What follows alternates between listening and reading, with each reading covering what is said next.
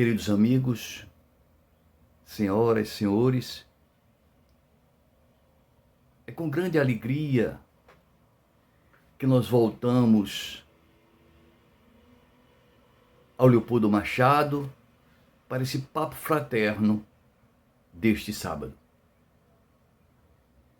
O assunto que nós escolhemos para hoje intitula-se Bicorporeidade. É um assunto maravilhoso. Maravilhoso porque empolga quem estuda, quem lê e quem tem conhecimento, tem acesso aos fatos. É um fenômeno magistral. É um fenômeno que, em si mesmo, ele prova que nós não somos só corpo. Nós somos corpo e alma. Nós somos matéria e perispírito. Porque a bicorporeidade, que significa dois, corporeidade, corpo, a bicorporeidade fala acerca dos dois corpos. O corpo de carne e o corpo perispiritual. Então, que tipo de fenômeno é esse? Esse fenômeno se baseia no fato em que o perispírito se afasta do corpo físico e apresenta-se em outro local, em outro lugar, tendo dois corpos existindo ao mesmo tempo. Esse segundo corpo espiritual pode apresentar-se visível e algumas vezes até tangível, materializado. E isso realmente nos deixa muito felizes, porque só a doutrina espírita aprofunda-se e explica esses fenômenos. Mesmo esses fenômenos pertencendo à santificação de vultos da Igreja Católica, que foram canonizados por conta desses fenômenos. Como é o caso de Antônio de Pádua, filho de Martinho de Bulhões. Antônio de Pádua nasceu em Lisboa, no ano de 1195, e desencarnou em Pádua no ano de 1231. Antônio de Pádua estava na cidade de Pádua e seu pai morando em Lisboa, quando aconteceu um fato curioso. Dois criminosos, ou alguns criminosos, mataram determinada pessoa, arrastaram o corpo do cadáver, fizeram uma vala e o sepultaram no terreno de Martinho de Bulhões, no terreno do quintal da casa do pai de Antônio de Pádua. O tempo se passou, as buscas policiais pelo corpo do jovem desaparecido finda sendo descoberto. Consequentemente, a pessoa que foi logo suspeita imediata do crime foi o Martinho de Bulhões, porquanto o corpo estava sepultado no quintal de sua casa. Por mais que ele argumentasse sua inocência, não existia testemunhas, nada que o defendesse. E Martinho de Bulhões ficou preso durante 15 meses. 15 meses. Até que chegou o dia do seu julgamento. Na data em que ele estava sendo julgado em Lisboa, Antônio estava na cidade de Pádua, no convento, e ele tem um sentimento, uma intuição, uma informação de que seu pai estava sendo julgado. Ele vai, fala com seus superiores, pedindo permissão para recolher-se, porque ele precisava sair, resolver algo muito importante. Os superiores, uma vez cientes de que ele precisava se recolher, deixaram-no tranquilamente no seu dormitório. Ele ali se concentra e sai do corpo. Antônio sai do corpo e viaja da cidade italiana de Pádua até a cidade portuguesa de Lisboa, que era a capital. Apresenta-se materializado, completamente materializado. Vai até o julgamento, pede permissão ao juiz e faz uma brilhante defesa do seu pai, não se esquecendo de dirigir-se a ele carinhosamente e beijar as mãos do seu pai querido. Terminada a defesa, o juiz disse para ele: olha, o senhor realmente é um advogado fantástico, defendeu muito bem seu pai, foi brilhante a sua fala, mas onde estão as provas? Que ele não é o criminoso, que ele não é o assassino, que ele não é o mandante? Onde estão as provas? E nisso, ele diz: bem, só tem um jeito. Só tem um jeito de nós provarmos que meu pai é inocente. Só tem uma testemunha ocular capaz de tirar qualquer dúvida. O juiz perguntou: mas quem é essa testemunha ocular? A própria vítima. Aquele que morreu. Então o povo da plateia, onde estava vendo o júri, começou a rir. Mas o defunto vai dizer alguma coisa? Vai sim. Como? Vamos ao cemitério falar com o defunto.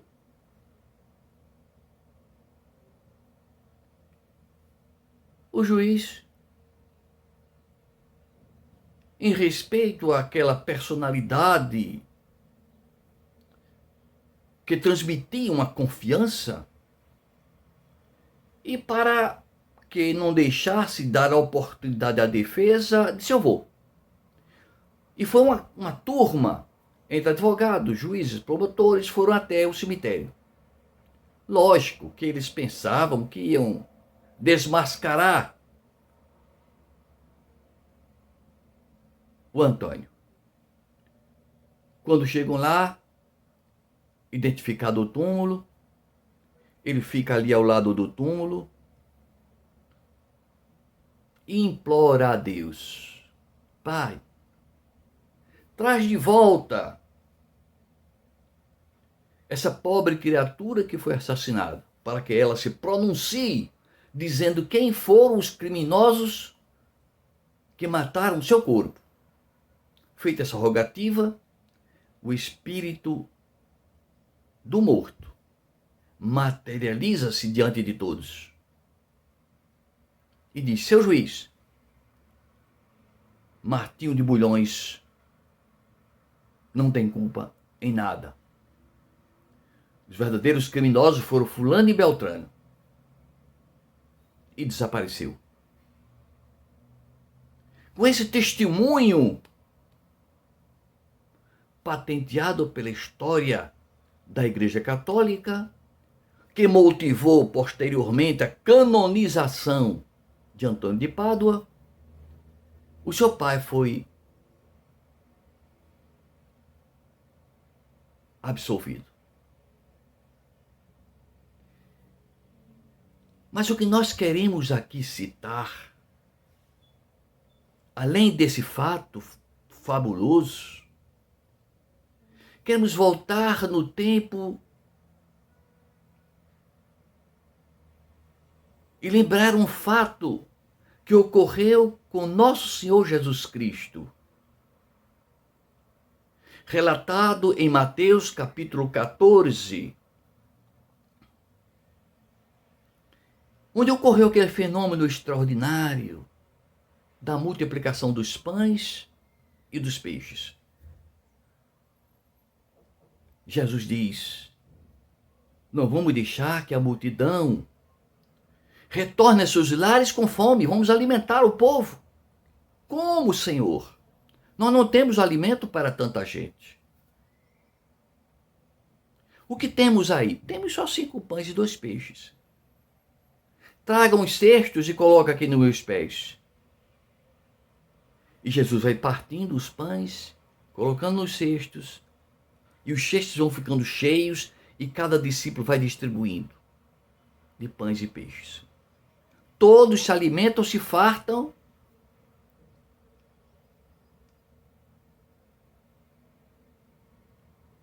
E depois, o discípulo diz assim: mestre, vamos entrar no barco para atravessar o mar. Ele diz: sigam à frente, eu seguirei depois. Eu irei depois. Nisso, Jesus percebeu que existia um grupo de homens fortes, musculosos, que pretendiam prendê-lo, levá-lo à força e colocá-lo num trono como um rei. Isso está relatado no Evangelho de João. E Jesus, não pretendendo assumir a posição de rei na terra, em conversa com os discípulos, afasta-se um pouco, sobe o monte, dizendo que ia orar, e foi orar. Mas naquele instante que ele estava em oração, ele sai do seu corpo físico. Desce com o seu corpo perispiritual absolutamente materializado. E diz para os apóstolos: sigam o caminho. Pega o barco e zarpem. E eles zarpam.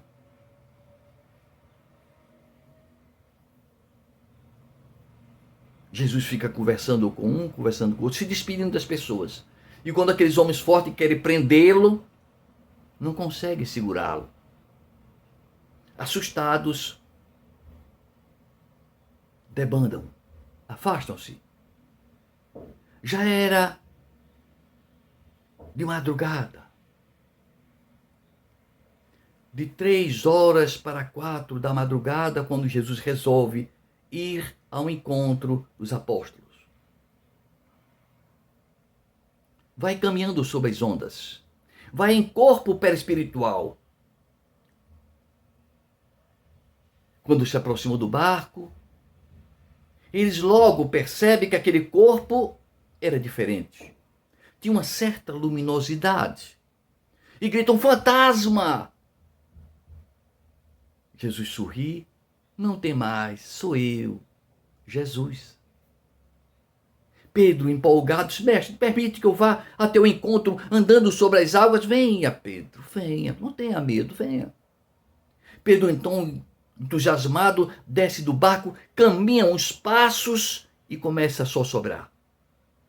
Mestre, eu estou afundando. E Jesus pega pelas suas mãos, suspende-o. O homem de pouca fé adentra o barco. Jesus, com um gesto, faz aquela ventania intensa a serenar.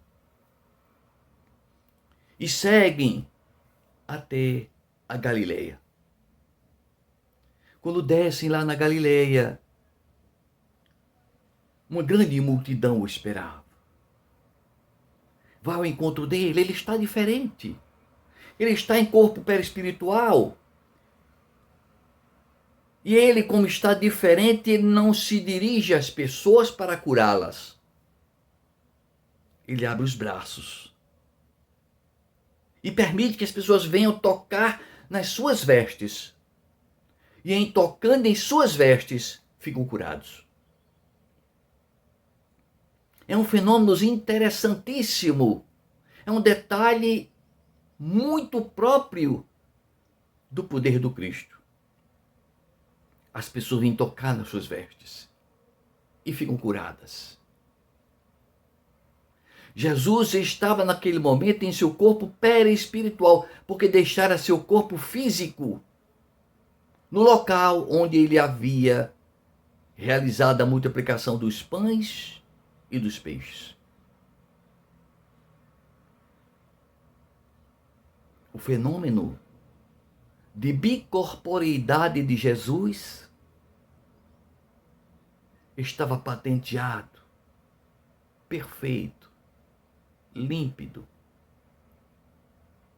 As pessoas admiravam-no e ao mesmo tempo se surpreendiam com a sua beleza exuberante, porque ele estava irradiando a luminosidade do seu perispírito.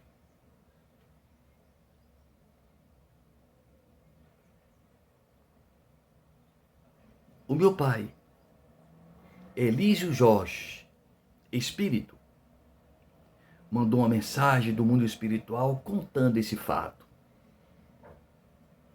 Conta-nos Elísio Jorge que os apóstolos já estavam intrigados com o fenômeno da bicorporeidade.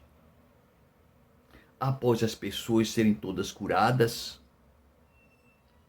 e todas terem partido para seus lares, ficando o Cristo junto com os apóstolos, Pedro dirige-se ao mestre e diz: Senhor, explica-nos o que se passou contigo no dia de ontem para hoje, em que vieste caminhando sobre as ondas do mar, onde realizaste curas fabulosas aqui na Galileia, aqui em Genezaré. Explique-nos. E Jesus então diz para eles: lá onde nós estávamos, havia um grupo que queria me levar à força para que eu assumisse um trono material humano. Para me libertar deles, eu deixei meu corpo físico num determinado lugar e em corpo perispiritual não conseguiram me prender. E então eu vim. Todo esse percurso sobre as águas, a vinda no barco, a chegada aqui em Genezaré, todas as curas realizadas, todas se processaram enquanto eu estou ainda em corpo perispiritual condensado. Então André disse: mas mestre, se isso aconteceu de verdade, em outras ocasiões e muitas outras ocasiões tu estavas conosco e em verdade tu estavas em perispírito e nós imaginávamos que tu estavas em corpo físico. Jesus sorriu para André e disse: é verdade. Muitas vezes eu estava convosco em corpo perispiritual. Muitas vezes. Para fugir das agressões físicas, daqueles homens que queriam me atirar de cima dos pícaros da montanha, eu estava em corpo perispiritual. Ninguém me pegou. Jesus então olha para eles e disse: eu preciso ir ao encontro do meu corpo físico. E diante deles, que o admiravam estáticos, Jesus desmaterializa-se lentamente, até ficar transparente e invisível, indo em direção ao seu corpo físico, e os apóstolos, felizes, abraçam-se, admirados e surpresos com esse fenômeno fantástico que Jesus produzira entre eles. Que Jesus nos abençoe e nos ilumine o nosso entendimento, a fim de que sua mensagem de amor encontre guarida em nossos corações.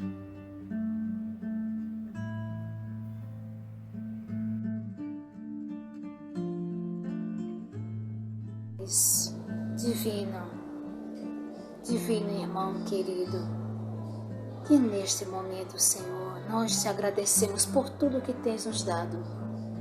Nós te agradecemos do primeiro momento que abrimos os nossos olhos ao momento de nos deitarmos. Te pedimos, ó Deus, te pedimos, Mestre Jesus, que neste momento nos ampare, nos proteja e ilumine e ampare a todas as famílias, a todos os lares. Abençoe também, Senhor, a todos os hospitais, a todos os doentes que neles se encontram. Muita paz sendo derramada sobre todo o planeta Terra. Ampare e proteja a todos aqueles que sofrem, que choram, que necessitam de ajuda. Não desampares a nenhum dos teus filhos, ó Deus. Muita luz, muita paz, hoje, amanhã e sempre, que assim seja.